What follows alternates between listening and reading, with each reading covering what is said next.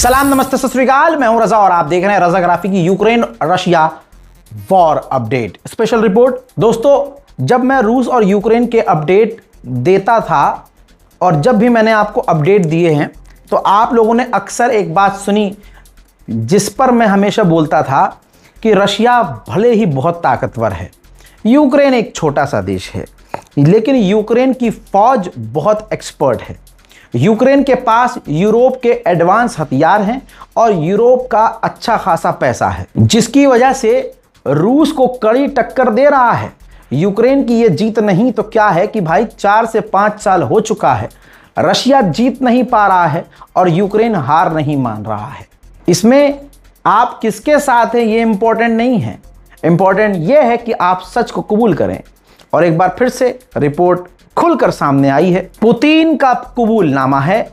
Vladimir Putin यानी Russia के राष्ट्रपति ने पहली बार क्लियर कट कहा है और माना है कि यूक्रेन के हमलों से हमारी हालत खराब है, हमारी ऑयल इंडस्ट्री को इतना खतरा हो रहा है, इतना प्रॉब्लम क्रिएट हो चुका है कि हमें अब फ्यूल की कमी हो रही है। पिछले 1 महीने में यूक्रेन ने रूस के 200-250 किलोमीटर अंदर तक घुसकर हमले किए। यूक्रेन ने रशिया के जो ऑयल इंडस्ट्री है, ऑयल स्टोरेज हैं, उनको भी उड़ाया है।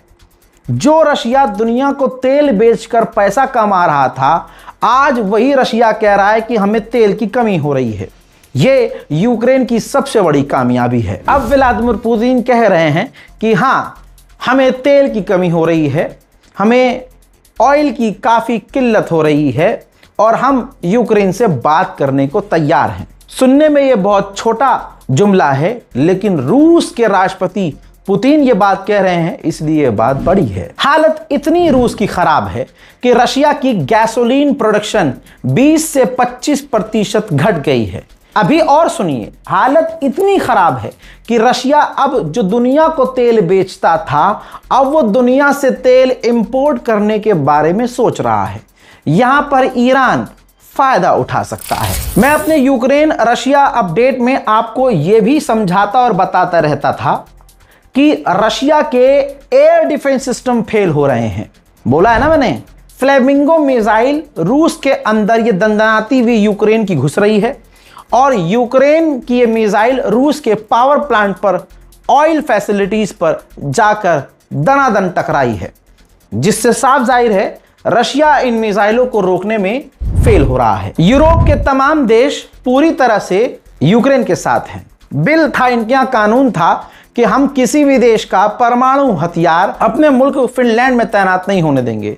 बिल चेंज कर दिया गया है, कानून ये खत्म कर दिया गया है। यानी अब अमेरिका का रास्ता क्लियर है कि अमेरिका फिनलैंड में भी अपनी परमाणु मिसाइल, परमाणु हथियार तैनात रूस के खिलाफ कर सकता है। स्वीडन ने यूक्रेन से डील साइन किया है, जिसमें साब SAAB साब नाम के एडवांस ग्रीपन फाइटर जेट, जो लगभग $2.44 मिलियन के हैं, वो 2030 तक 16 फाइटर जेट यूक्रेन को सौंपेगा। मेरे दोस्तों, मोनाको एक यूरोप का देश है, काफी अमीरों वाला देश है, खूबसूरत देश है। यूरोप है तो ऑब्वियसली खूबसूरत ही होगा, अमीरों का देश है। बात यहां खत्म हो गई। यूक्रेन का एक बिलियनर, यानी यूक्रेन का वो इतना अमीर आदमी था कि टॉप 50 अमीरों में उसका नाम था। वो मोनाको में एक घर में मौजूद था जहां पर धमाका हुआ और वो बिलियनर बुरी तरह से यूक्रेन का घायल हो गया। रशिया पर इल्जाम लगा है, ये काम रशिया ने करवाया है। यूक्रेन को भले ही कामयाबी मिल रही हो, लेकिन किस कीमत पर? ये एक 5 साल की यूक्रेनियन बच्ची है, जिसके बाप को यूक्रेन की सेना जबरदस्ती फौज में भर्ती करने के लिए किडनैप करके उठा कर ले गई। अब पीछे न इसके दादा दादी हैं, माता का देहांत हो चुका है, अब एक बाप था उसका, वो अब इसके पास नहीं है। अकेली बच्ची अब रो रही है। रूस की राजधानी में यूक्रेन का ड्रोन हिट हुआ, तबाही मची, 2 लोग मारे गए। दूसरा जो मारा गया है वो सिर्फ 6 महीने का बच्चा है। इस पर यूरोप, अमेरिका नहीं रोएंगे, न कुछ बोलेंगे। तबाही का मंजर देख लीजिए।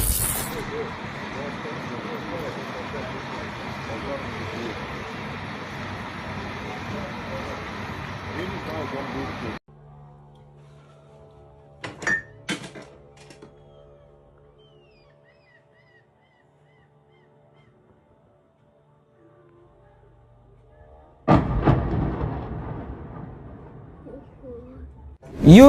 यूनियन की चीफ ने देखिए खुले में ट्वीट करके ऐलान कर दिया है कि हम यूक्रेन को 3.9 बिलियन यूरोज और देंगे। उधर यूक्रेन ने सबूत पेश किए हैं कि जो रशिया कुछ मिसाइलें इस्तेमाल कर रहा है, उन मिसाइलों में जो कुछ हार्डवेयर हैं, पार्ट्स हैं, वो जापानी हैं। उधर रशिया ने ऐलान किया है कुछ घंटे पहले कि हमने यूक्रेन के 3 और इलाकों पर कब्जा कर लिया है। रूस के स्लाविंस्क के इलाके में रशिया की एक ऑयल रिफाइनरी पर यूक्रेन ने हमला करके सब कुछ तबाह बर्बाद कर दिया है।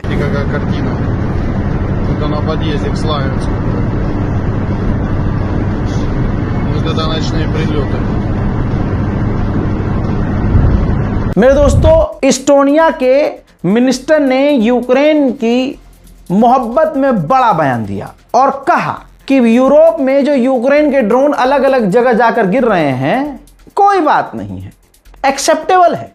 कम से कम रशिया तो बर्बाद हो रहा है, कम से कम रशिया पर भी तो हमले हो रहे हैं। नीदरलैंड की सरकार ने वार्न किया है कि अगले 1 साल के अंदर रशिया किसी दूसरे नेटो कंट्री पर हमला कर सकता है। यूक्रेन ने एक सैटेलाइट तस्वीर जारी की है, रशिया की है, जिसमें वो दिखा रहा है कि रशिया ईरान के मोजाहिद 6 यूएवी ड्रोन का इस्तेमाल कर रहा है और उसका स्टेशन भी जो ट्रक के अंदर कंट्रोल रूम है वो भी नजर आ रहा है। अब ये देखिए, यूक्रेन की मिनिस्ट्री की जो इमारत है उस पर भी रूस का ड्रोन जाकर टकराया है। रशिया के जो टैंकर हैं तेल वाले समुद्र के अंदर, उनको फ्रांस और ब्रिटेन और कुछ देश कोऑर्डिनेट करके उसे जब्त कर रहे हैं।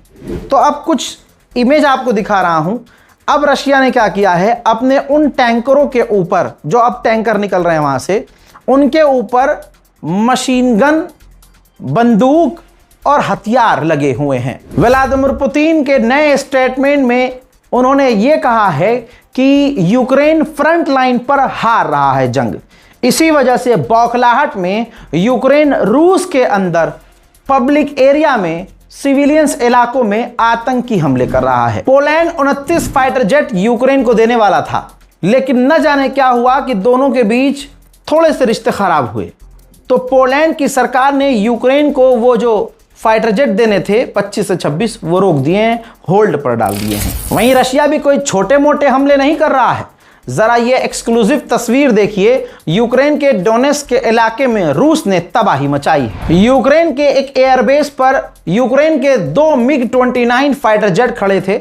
आप ये तस्वीर देखिए, रशिया ने ड्रोन भेजे, ड्रोन से उनको निशाना बनाया और उन 2 यूक्रेन के मिग-29 फाइटर जेट को तबाह कर दिया। रशिया के जो टॉप जनरल कमांडर हैं, टॉप कह रहा हूं, टॉप, अब वो व्लादिमीर पुतिन से मांग कर रहे हैं कि यूक्रेन जो हमारे शहरों के अंदर, सिविलियंस इलाकों में अंदर घुसकर जो खतरनाक हमले कर रहा है, इसकी जवाबी कार्यवाही में हमें अब यूक्रेन के अंदर बड़े और खौफनाक हमले अब तक करने चाहिए।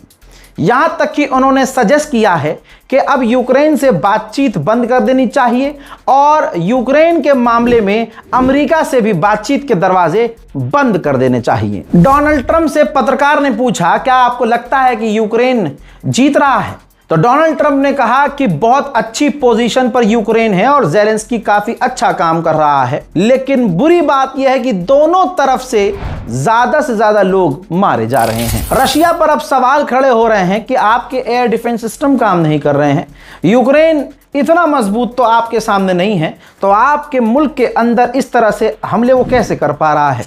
जस्टिफिकेशन में रूस के विदेश मंत्री सर्गेई लावरोव ने कहा कि बिना ब्रिटेन और अमेरिका की मदद के, बिना उनसे कोऑर्डिनेट किए, बिना उनकी हेल्प लिए यूक्रेन रूस के अंदर हमले नहीं कर सकता। यानी इल्जाम ब्रिटेन और अमेरिका पर रूस ने लगा दिया है। नाटो के चीफ ने फॉक्स न्यूज पर इंटरव्यू में कहा कि यूक्रेन काफी अच्छा काम कर रहा है। यूक्रेन 1 महीने में 30,000 रूसी सैनिकों को कत्ल कर रहा है, जो कि काफी अच्छा काम कर रहा है।